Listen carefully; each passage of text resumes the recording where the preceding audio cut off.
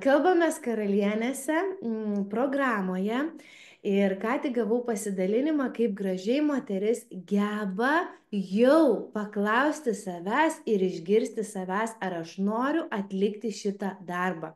Ar aš turiu tam energijos ir ar viduj, pavyzdžiui, noriu sudėlioti tas knygas arba ten kabinti užuolaidas arba apskritai.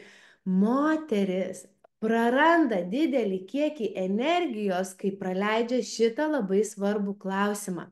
Ir pastebėkit, jis atrodytų paprastas klausimas, bet kažkaip aš jam nerandu laiko, vis jis praslenka, aš vis užmirštu ir aš bėgu iš seno formato, ale tik tais daryti. Nes reikia atlikti, reikia padaryti, reikia sudėlioti ir save tarsi netgi mučiju, taip žodžiu, save tarsi net prievartauju, kankinu, kad, tai jeigu aš nepadarau ir dar kažkas čia man sumaišo, kodėl aš nepadariau. Būti moterimi pasirodo, ypatingai dabartinėje visuomenėje ir ypatingai moterims, kurios esame įpratusios veikti iš vyriškos energijos perspektyvos, yra sudėtinga. Ir būti moterimi reikalauja išbūti nepatogumą ir diskomfortą. Pavyzdžiui, gal aš tas knygas susitvarkysiu per 2 arba 3 dienas, bet su labai jausmu ir aš jas susitvarkysiu. Arba aš galiu bele kaip daryti, va čia ir dabar sudėti tas knygas ir nejausti, kad aš jas energetiškai sutvarkiau taip, kaip man skanu, taip, kaip man gera matyti, taip, kaip man patinka, kad aš praeinu pro tą knygų kampelį ir taip jaučiu, faina. Nes kartais besidraskydamos mes ale daryti darbus padarom juos bet kaip ir neišbūnam energijos savyje, kad susiformuotų, kaip tas darbas turėtų būti atliktas, kad jis būtų geras, kad atrodytų gražiai ir kitas momentas, kad aš neišvaistyčiau didelio kiekio energijos. Ir taip yra su viskuo. Jeigu aš, pavyzdžiui, kaip yra su mūsų norais.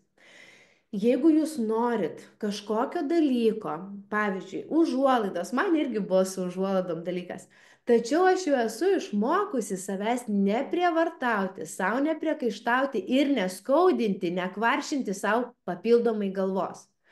Aš pažiūrėjau, kad aš norėčiau kitokių užuolaidų. Aš išleidau ketinimą, suformulavau ir paleidau. Pasižiūriu šitas užuolaidas senas ir man jos nepatinka. Ir vis savo primenu ir pasąmonai, kad aš norėčiau kitokių užuolaidų. Bet ar aš laiko ten turiu važiuoti? Ir kaip mes kartais darom, važiuojam specialiai. Kartais to reikia. Kai aš pajaučiu, kad aš noriu, yra tas vidinis įkvėpimas, kad kažkaip šiandien čia ir dabar susiformavo ketinimas užuolaidom.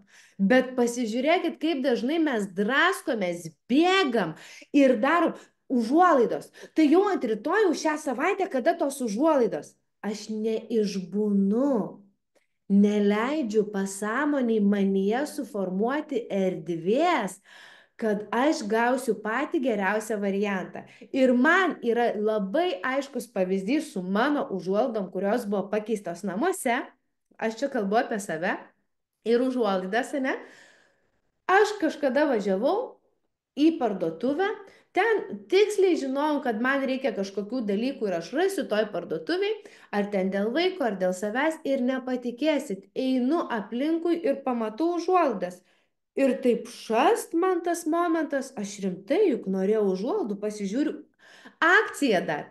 Ir būtent tai spalvai, kuri man patiktų, nusiperku vienas, galvoju, grįšiu, pasižiūrėsiu, nes atrodo, kad net pasižiūrėsiu, ar ten tinka ir visa kita, grįžtu nerealiai. Ant rytojus nuvažiuoju, pasiimu kitą setą, papuošiu savo namus, susikabinu ir taip einu ir vis.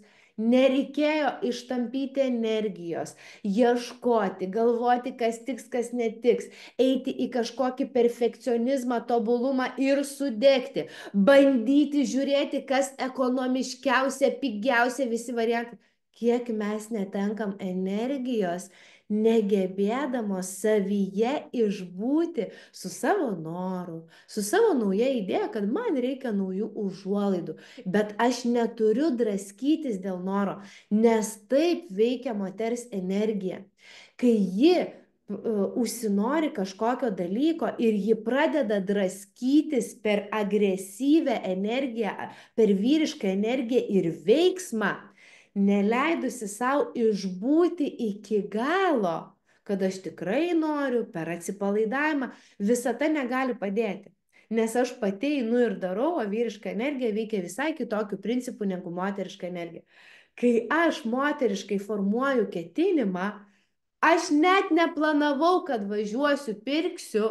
Taip, tai nebuvo pakabintos užuolaidos galbūt per savaitę arba per mėnesį. Aš tos užuolaidos pasikeitė galbūt per 2 ar per 3 mėnesius. Tačiau be jokios įtampos, su didžiausiu kaifu, atsipalaidavimu.